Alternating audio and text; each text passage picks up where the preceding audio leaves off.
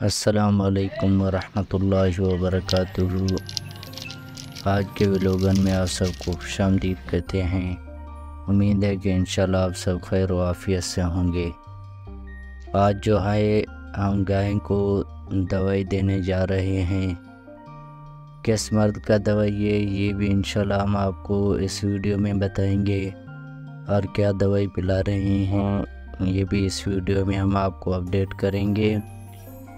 इससे पहले अगर आप हमारे चैनल पर नए हैं तो चैनल को सब्सक्राइब कीजिए और वीडियो को लाइक करें। ये गाय को जो आज हम दवाई पिला रहे हैं, इसको जो है कल से बुखार हो रहा था, इस वजह से इसको दवाई पिलाया जा रहा है। बाकी रही बात दवाई की, कौन सी दवाई, तो पहले हम इसको दवाई पिला चुके थे। ये जो अभी हमने इसको दवाई पिलाई है ये पैनाडोल के 10 गोली थी।